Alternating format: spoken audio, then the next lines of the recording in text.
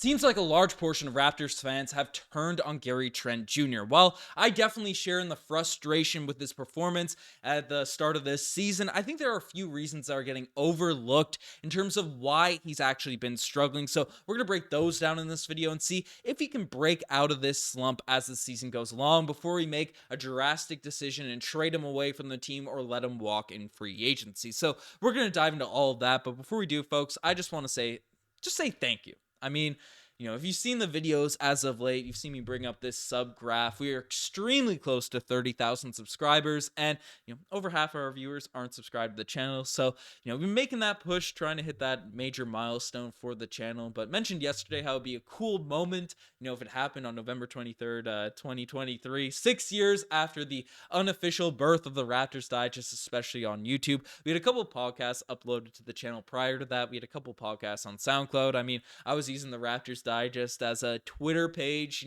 for years before, so I could defend the Toronto Raptors on that platform before he jumped onto YouTube. But man, the journey that we've had on this ride, it's been remarkable. But the comments you guys made yesterday, really, it touched my heart. They were really nice. Appreciate all the every member of this community, everyone that watches the vids, that criticizes my takes, might support them, whatever the heck it is. I mean, we're all big fans of the Raptors, big fans of the NBA, whatever reason you watch these Raptors videos. And the fact that I can come out here and yell about the Toronto Raptors on YouTube and, speak to some people, get some dialogue going. I mean, I'd yell about the Toronto Raptors in an empty room if I had to, but, I'm really appreciative. I'm really appreciative. Got a lot of gratitude for, this community that we built here for the Raptors Digest and all the steps we've taken to get here and, the growth in the future of everything we're doing here at Digest Media. So, means the world to me. Just wanted to say thanks at the start of this video and, before we jump into the news, because I usually say thanks at the end. It's weird sort of jumping back into the discussions of Gary Trent Jr.,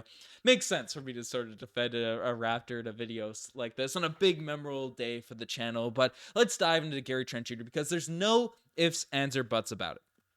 He has not been great this season. He has struggled. He has taken a step back from even the level of performance he put on last year. And some people were extremely disappointed in him not taking a leap for the Raptors last season. But this year, you can look at the stats directly in terms of what Gary Trent Jr. has been doing. And I mean, his scoring totals are the clear, blatant decrease in terms of what's been going on. I mean, went down from 17 points per game last season to 10 or 10.5, and then even the assist category and the rebounding categories, they've dropped slightly, even though they weren't that high last year. The percentages, especially from behind the three-point line, are pretty solid, but again, everything else, especially his field goal percentage from the two-point range, have not been great. His effective field goal percentage have gone down, and the biggest number that is most glaring is the free throw percentage, which is just randomly fallen off a cliff. Again, we're very early into the season. Gary's only played 12 games this year, so, it's a smaller sample size, so it's tough to overreact, and it's tough to say these things, but 12 games is enough to sort of look at and see the patterns of what's been going on, especially when the eye test has been showing Toronto Raptors fans that Gary just doesn't look like himself. And obviously, there's a clear indicator in terms of why, especially the traditional box score numbers are down a bit, not the efficiency stuff, but it's because Gary Trent Jr. is playing a little bit less minutes. 32 minutes per game last season. He's down to 27 minutes per night. So a 5-minute decrease, obviously the numbers are likely to go down if that's the case, but there's a couple other things that have been going on for sure regarding Gary Trent Jr. And one of them, I think, is underreported in terms of what Gary Trent Jr. is dealing with now at this point. And there's other things going on, so we're going to dive into those in this video. But Gary Trent Jr. has been dealing with plantar fasciitis. We've seen him in and out of the games, in and out of lineups, game in, game out. And if you guys aren't familiar with plantar fasciitis, it is an annoying injury. It is an annoying. Sure, you can kind of play through it. It's sort of stressful. I mean, looking at Google, get the WebMD skills out here on the go. One of the main reasons why plantar fasciitis takes so long to heal is because the plantar fascia is subjected to a lot of stress and strain on a daily basis. So your feet bear the weight of the entire body, especially when subjected to the impact, particularly when engaging in activities such as walking, running, and jumping. Obviously, lots of running and jumping in basketball, but It's one of those injuries that we've seen guys like thinking back to it, like Carmelo Anthony, Joel Embiid, have plantar fasciitis, and it really just hurts their performances because, sure, you can kind of play on it, but it's really annoying to deal with. It's extremely painful, and trying to play through it definitely affects how you look out there on the court, how you're able to sort of move around. It's getting inside your head. So I think, first and foremost, there's other things going on with Gary Trent Jr. that we're going to dive into in this vid, but this has to be taken a bit more into account in terms of looking at Gary Trent Jr.'s struggles to start off the season. And, certain games he looks fine moving wise. There's a couple games where he's definitely been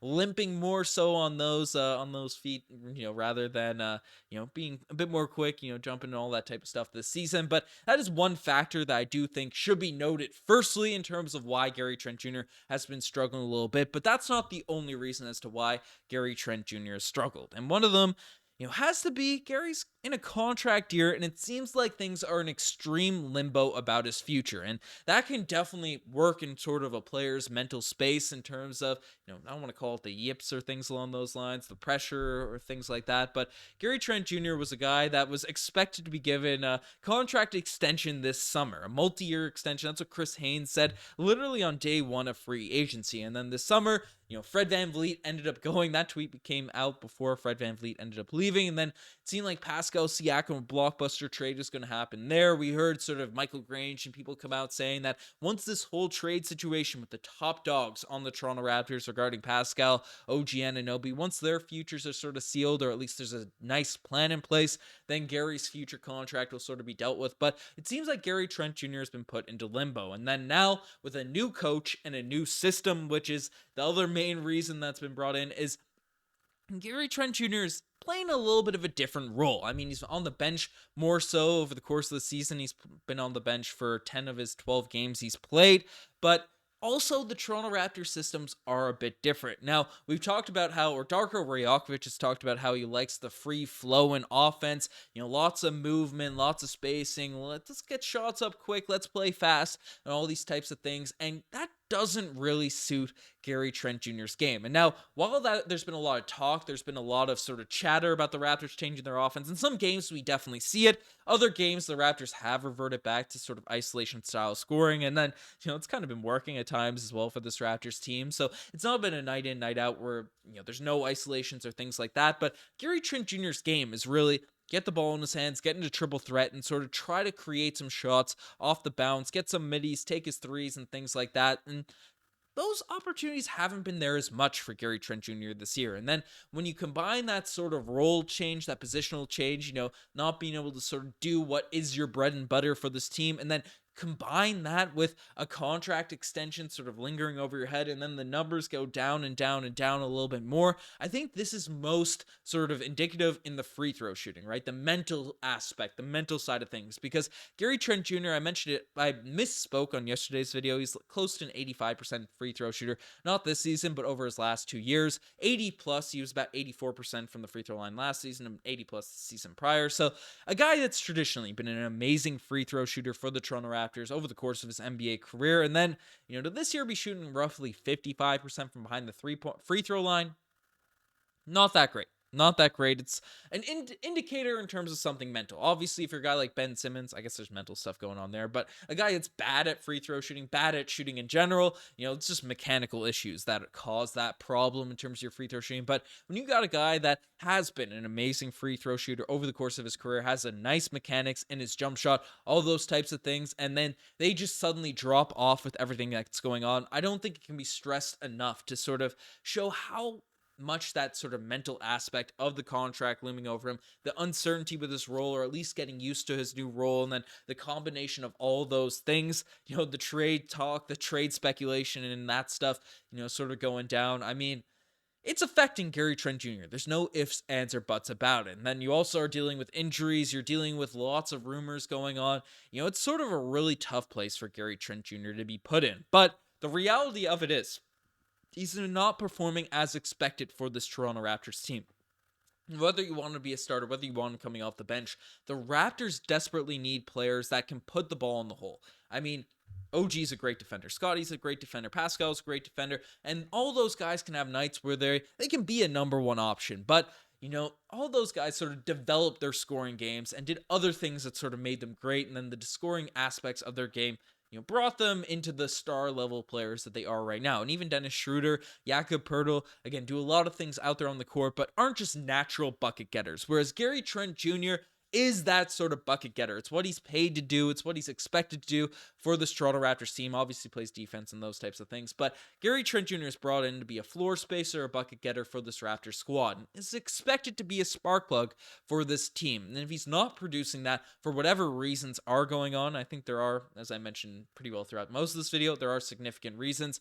The question comes, do you wait for Gary Trent Jr. to sort of play it out, or do you move on from him before he walks for nothing in free agency or anything along those lines? Or do you bring him back on a cheaper deal and hopefully in future years things get sorted out? And personally, I'd like to see more of a sample size with Gary Trent Jr. because we saw with Malachi Flynn. He had 3 seasons of being in the Nick Nurse doghouse, and then even the start of this year in preseason, the first month of the year, Malachi Flynn didn't look that great. Whereas the last couple weeks, after sustained run, sustained belief in his coach, in a Malachi Flynn, he's looking like probably our most consistent piece off the bench, at least over the small sample size of the last few games. So it's nice to see the emergence of Malachi Flynn. And from the eye test, from the quotes we've been hearing from Darko Rajakovic, it seems like he has a similar belief in Gary Trent Jr. So while Darko Rajakovic might not be, Nick Nurse, and some people are already criticizing him saying he's worse than Nurse and things like that, it seems like he definitely instills a belief in the players and everything he's saying and his philosophy and things like that. So that seems like the type of approach that could fix Gary Trent Jr.'s game, bring him back. I mean, Nurse said in the burner tweets, or the speculated burner tweets, that Gary Trent Jr. and Malachi Flynn are unfixable. Darko Rajakovic seems to have proven him wrong with Malachi Flynn, and hopefully it's the case as well with Gary Trent Jr. But let me know what you guys think about this whole situation. Again, had that ramble at the start of this video, but very close to 30,000 subscribers, regardless if you hit it or not. Just want to say once again, thank you to all you folks for tuning in the vids, tuning in the channels, and all those types of stuff. But folks, you guys are the best. I'm signing out. Cheers.